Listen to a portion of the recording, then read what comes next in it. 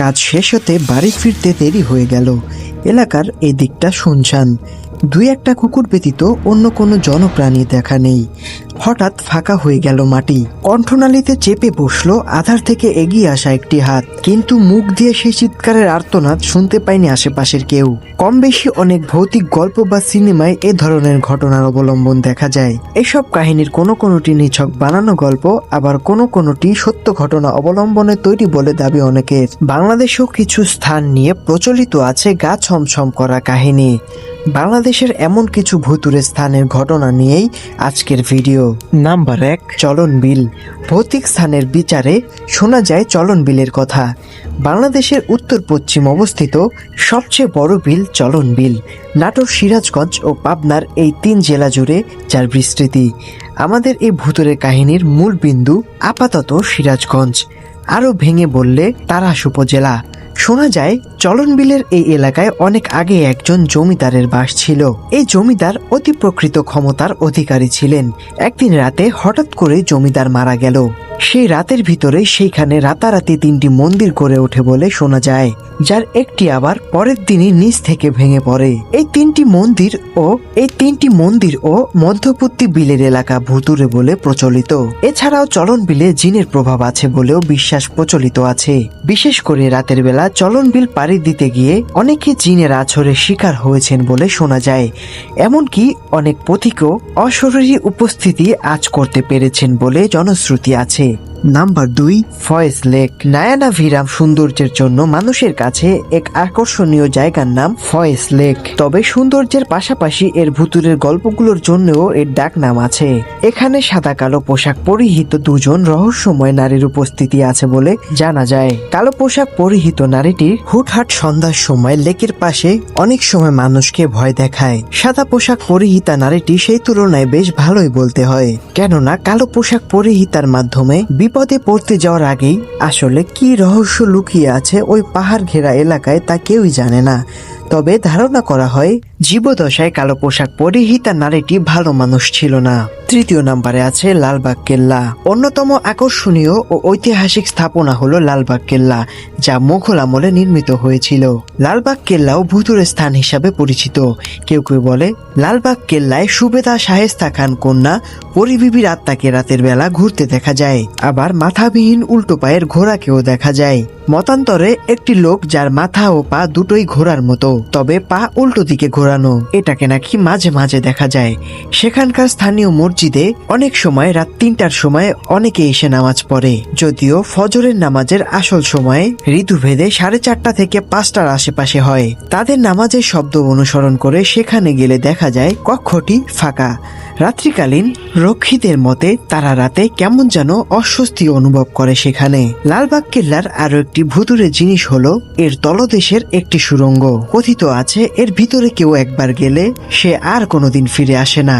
এই একই কথাটা আমি ছোটবেলাতেও 2006, 7 এবং 8-এর মাঝখানেও শুনেছি। তখন আমি ছোট ছিলাম এবং আমার বাড়ি ছিল কামরাঙ্গীরচরের খলিফা ঘাট এলাকায়। খলিফা ঘাট থেকে লালবাগ কেল্লার দূরত্ব খুব বেশি দূরে নয়, কিন্তু মজার বিষয় এইটাই যে আমি এত বড় হয়ে গেছি কিন্তু আমি আজ পর্যন্ত লালবাগ কেল্লার ভিতরে যাইনি। কেউ কেউ বলে সুড়ঙ্গটি এখান থেকে দিল্লি পর্যন্ত বিস্তৃত, আবার কারো মতে এটা টঙ্গী নদীতে গিয়ে পড়েছে, আবার কেউ বলে এটা আহসান মঞ্জিলে গিয়ে ঠেকেছে, আবার কেউ বলে এটা ইন্ডিয়ার তাজমহলে গিয়ে ঠেকেছে। প্রকৃতপক্ষে কেউই জানে না এর গহীনে আসলে কি রহস্য লুকিয়ে আছে। ব্রিটিশ আমলে একবার একটি অনুসন্ধানী দল 2টি কুকুরের গলায় চেন বেঁধে তাদের সুড়ঙ্গের ভিতরে পাঠায়। একটু পরে চেন ধরে টান দেয়া হলে চেন 2টি ফেরত আসলেও কুকুরগুলোর নাম নিশানা পাওয়া যায়নি। তারপর কিছু হাতিও ওইখানে পাঠানো হয়। বলা বাহুল্য সেগুলোরও কোনো হদিস পাওয়া যায়নি। এই ঘটনার পর ব্রিটিশ সরকারের পক্ষ থেকে ওই সুড়ঙ্গ বন্ধ করে দেওয়া হয়। সেই সুড়ঙ্গ আজও আছে, যেটা বন্ধ অবস্থায়। কি লুকিয়ে আছে ওই বদ্ধ দরজার ওপারে তা এখনো মানুষের জানা নেই। তবে সব মিলিয়ে লালবাগ কেল্লা শুধু ইতিহাসই নয় বরং রহস্যেরও আধার বটে। 4 নম্বরে ঢাকা এয়ারপোর্ট রোড। ঢাকার অন্যতম পুরানো মহাসড়কগুলোর এটি একটি। এখানে গভীর রাতে অশরীরীর উপস্থিতি পাওয়া যায় বলে দাবি অনেকের। গাড়ি চালাতে চালাতে হঠাৎ করে চালক দেখেন সামনের রাস্তায় সাদা পোশাক পরিহিতা একজন নারীকে। নারীটি অবিশ্বাস্য গতিতে গাড়ির দিকে এগিয়ে আসছে। ভয় পেয়ে চালক নিয়ন্ত্রণ হারিয়ে ফেললে ঘটে দুর্ঘটনা। এই অশরীরী কোনো মানুষকে স্পর্শ বা সরাসরি ক্ষতি বা আঘাত করে না, ভয় দেখিয়ে দুর্ঘটনা ঘটানোই এর উদ্দেশ্য।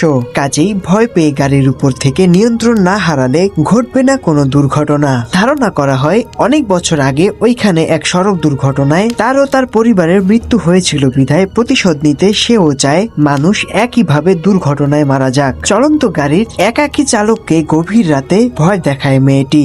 নিয়ন্ত্রণ হারিয়ে এখন পর্যন্ত অনেক দুর্ঘটনা ও বেশ কিছু প্রাণহানি হয়েছে এবং আহত হয়েছে অনেকে। কারো মতে জসিমউদ্দিন ও বিমান অফিসের মধ্যবর্তী সড়ক এলাকায়, আবার অনেকের মতে নিকুঞ্জ ও বিমান অফিসের মধ্যবর্তী সড়ক এলাকায় দেখা পাওয়া যায় এই অশরীরীর। তবে দিনের বেলায় কোনো সমস্যা বা কোনো কিছু দেখতে পাওয়া যায় না। 5 নম্বরে পার্কি বিচ চট্টগ্রাম। লম্বায় প্রায় 15 কিলোমিটার, 300 থেকে 350 ফিট চওড়া এবং 20 কিলোমিটার ঝাউবনযুক্ত এই সৈকতটি অত্যন্ত নয়নাভিরাম প্রাকৃতিক সৌন্দর্যের অধিকারী। এরকম একটি সুন্দর সমুদ্র সৈকত ঘিরেও প্রচলন আছে ভৌতিক কাহিনী। প্রথমত সেখানের কিছু এলাকায় অদ্ভুত পদশব্দ, চিৎকার ও ভুতুরে আওয়াজ শুনতে পাওয়া যায়। অনেক পর্যটন ও স্থানীয় ব্যক্তি কৌতূহল বশত অনুসরণ করার চেষ্টা করে এসব শব্দের উৎস কোথা থেকে আসে। অনেক চেষ্টার পরেও প্রকৃতপক্ষে কোনো উৎস খুঁজে পাওয়া যায়নি। অনেক সময় মনে হয় শব্দগুলো পানির ভিতর থেকে আসছে, আবার কখনো সেটি পার্শ্ববর্তী বন থেকে আসছে বলে মনে হয়। শব্দগুলো যেন কৌতূহলী মানুষগুলোকে পানিতে টেনে নিয়ে যেতে চায়। যেখানে পর্যটন হিসেবে আগত এক দম্পতির মতে বিচে সূর্যাস্তের পর সন্ধ্যাকালীন ভ্রমণের সময় তাদের দুজনেরই মনে হচ্ছিল কোনো অশরীরী তাদের উপরে চোখ রাখছে। তাদের এই অনুভূতি তাদের থাকার স্থানে ফেরার আগ পর্যন্ত হয়েছে। এছাড়াও গভীর সাগরে নৌকা সহ এক বুড়ো নাবিকের দেখা মেলে। কখনো একজনের, আবার কখনো অনেকজনের তাদের নৌকা নিয়ে গভীর সাগরে যেতে দেখা যায়, কিন্তু প্রকৃতপক্ষে এরা কেউই মানুষ না। ধারণা করা হয় সাইক্লোনের সময় নৌকা পার ভিড়াতে ব্যর্থ হওয়া যেসব নাবিক মৃত্যুর মুখে পতিত হয় তাদেরই আত্মা এখানে নৌকা সমেত মাঝ সাগরে পাড়ি জমায়। যদিও এই সকল ঘটনার কোনো বৈজ্ঞানিক ভিত্তি নেই, তবুও অনেক পর্যটন ও স্থানীয় মানুষদের দাবি তারা এগুলো নিজ চোখে দেখেছেন। নাম্বার 6 সুন্দরবন। বিস্ময়কর হলেও সত্যি ইদানিং সুন্দরবনে জলডাঙ্গার কুমির ও বাঘের পাশাপাশি অন্য বিপদেরও কথা শোনা যাচ্ছে। বাংলাদেশ ও ভারতের বিস্তীর্ণ এলাকা জুড়ে অবস্থিত সুন্দরবন ওয়ার্ল্ড হেরিটেজ হিসাবে স্বীকৃত।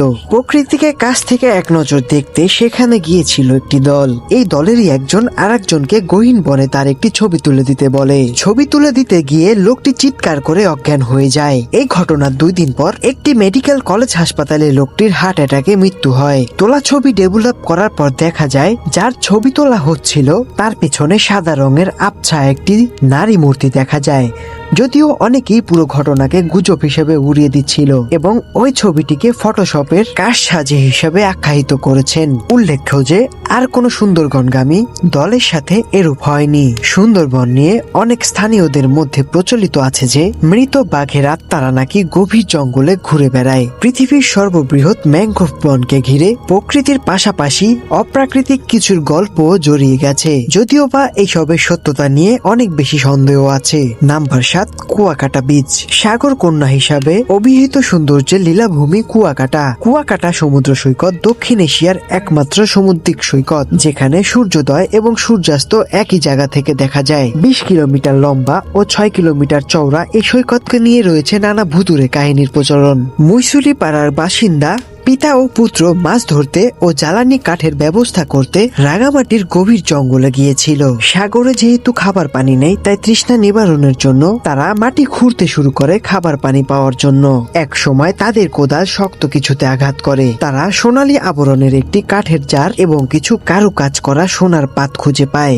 আরো কিছুটা খোঁজাখুঁজি করার পর তারা বালিতে গেঁথে থাকা সোনা ও ধনরত্নের বোঝাই পুরনো একটি নৌকার হদিস পান। সূর্যাস্তের সময় প্রায় হয়ে যাওয়া হওয়ায় সেই দিনকার মতো কাজ ক্ষান্ত করে ফিরে যাওয়ার সিদ্ধান্ত নেন তারা। পরদিন সকালে এসে আবারও কাজ করবেন ভেবে সেই দিনের মতো তারা সেখান থেকে চলে যান। কিন্তু তাদের জীবনে আর কোনো নতুন সকাল আসেনি। ফেরার পথে রহস্যজনকভাবে মৃত্যু হয় পিতা ও পুত্রের। লোকমুখে শোনা যায় সোনা ভর্তি নৌকাটি আসলে অভিশপ্ত। যেই তার অনুসন্ধান করবে বা খুঁজে পাবে সেই অকালে মারা পড়বে। আরো কিছু ঘটে যাওয়া ঘটনা স্থানীয়দের এই বিশ্বাসকে আরো মজবুত করেছে। এমনও বলা হয় সেই পিতা পুত্রের আত্মা হিংসাবশত সেইখানেই রয়ে গেছে এবং সেই পিতা ও পুত্র ওই নৌকাটিকে এখনো নাকি পাহারা দেয়।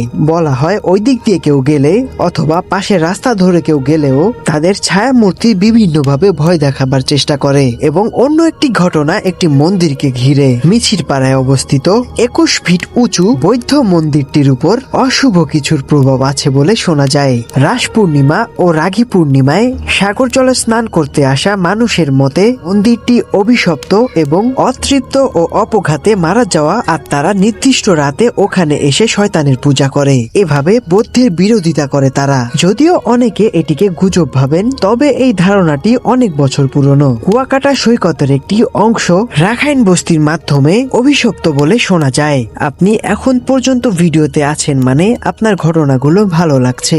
যদি এই ঘটনাগুলো ভালো লেগে থাকে চ্যানেলটিকে সাবস্ক্রাইব করে ভিডিওতে একটি লাইক করে আপনার মন্তব্য জানিয়ে দিন। আর আপনার কাছে অলৌকিক কোনো সত্য ঘটনা থাকলে আমাদেরকে সেই ঘটনা পাঠাতে পারেন, কারণ এর পরের ভিডিওটাই হয়তো আপনার ঘটনা নিয়ে হবে। ভালো থাকবেন সবাই। আসসালামু আলাইকুম।